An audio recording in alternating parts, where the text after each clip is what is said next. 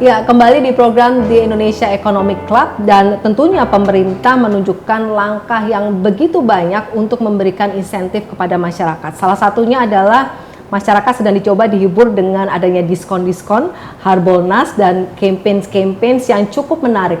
Seperti apa polanya dan bagaimana sebenarnya, kita simak video berikut ini.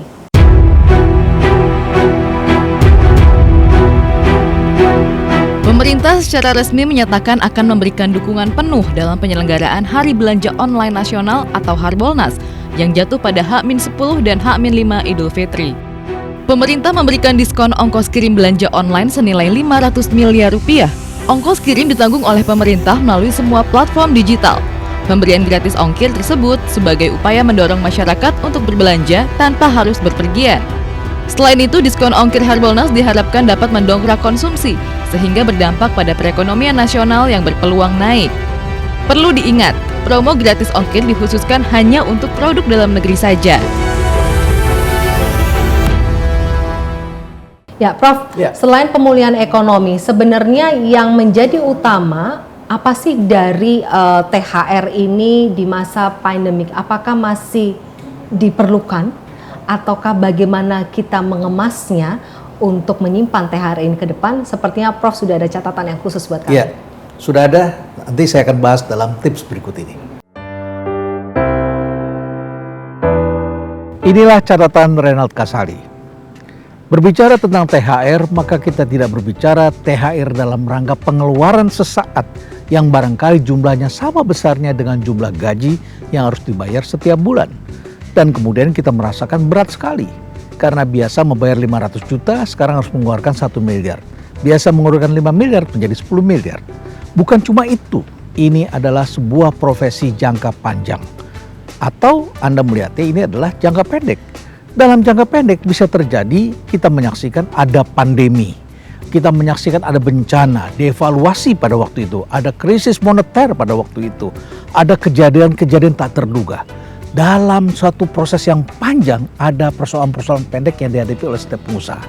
Oleh karena itu ada 2 poin besar yang perlu diperhatikan seorang pengusaha.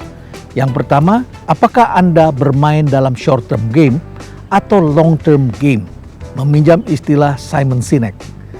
Kalau Anda seorang yang berusaha dengan melihat konteks jangka panjang, maka dia akan merasakan pasang surut adalah hal yang biasa.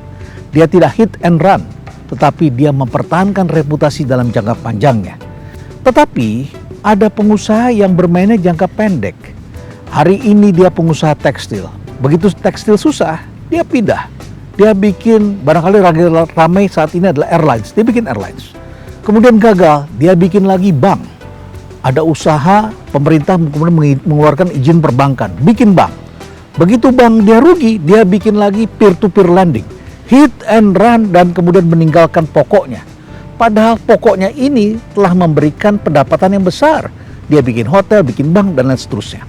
Nah, saudara-saudara, saya kira ketika berusaha, pengusaha jangan melihat THR sebagai suatu persoalan jangka pendek. Kalau Anda melihat jangka pendek, Anda merasakan beban dan kemudian Anda ingin berpindah. Kalau yang kedua, Anda melihatnya sebagai usaha jangka panjang. Dalam usaha jangka panjang, pasang surut adalah hal yang biasa.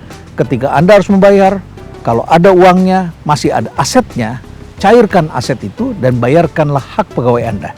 Tetapi buruh juga harus menyadari bahwa mereka harusnya memberikan produktivitas yang terbaik. Kalau tidak produktif, biasanya pengusaha juga enggan untuk memberikannya. Mbak Jumisi, apa yang sebenarnya Anda harapkan dari keputusan dan jaminan dari pemerintah di THR 2021 ini?